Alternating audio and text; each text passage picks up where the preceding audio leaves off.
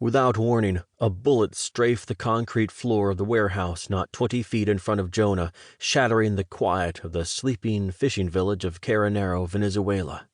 Heart pounding, Jonah dropped to the cool floor and elbow crawled toward one of the many steel pillars holding up the catwalks and the tin roof.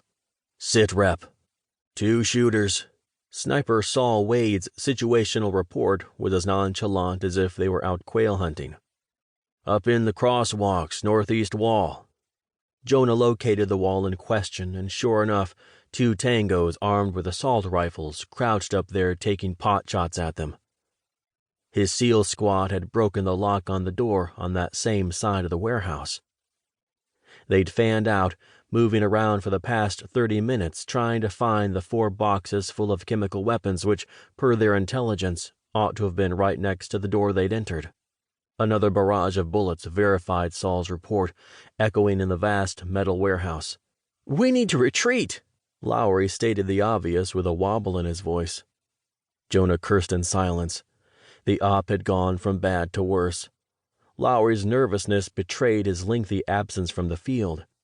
"Reaper and Mr. T, break to the east exit. Meet you at the—" White noise hissed suddenly in Jonah's earpiece. "What the—" Fiddling with the wire, he slid to a standing position, hugging the pillar to maintain his cover. "XO, can you hear me?" Jonah tested his mic as he listened to Saul throw up a wall of fire so Theo could sprint to the exit. The unmistakable blam, blam, blam of Theo's submachine gun signaled Saul's turn to move. Moonlight flooded the warehouse briefly as both men slipped out of the exit on the east side together. The silhouette of a man swung suddenly around the pillar. Jonah reared back, but the butt of the man's rifle still made stunning impact with his left cheek and sent his NVGs flying. Darkness ambushed him. Too concussed to fight back, Jonah submitted helplessly as his attacker flipped him over, then grappled his hands behind his back, securing them with a nylon zip tie that cinched his wrists together. Jonah's guttural protest sounded like they were coming from someone else.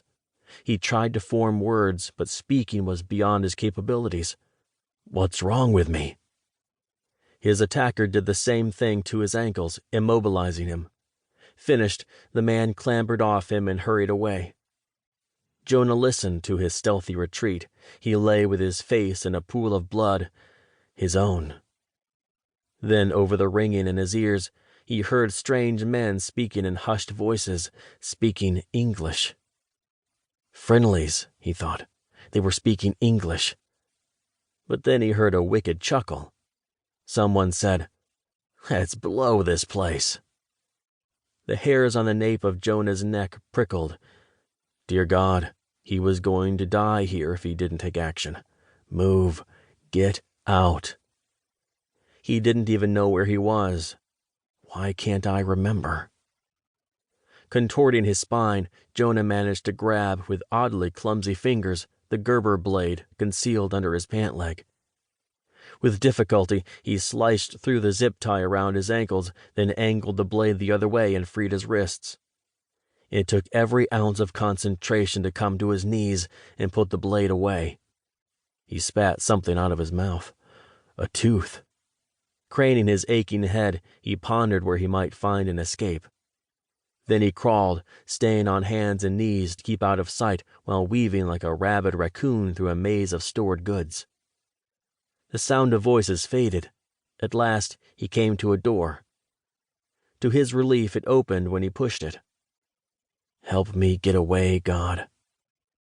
It was possibly the first sincere prayer Jonah had uttered to his Maker. It wasn't that he didn't believe. He just relied on his own strength to always get through. God had better things to do than help someone like him. I want to live.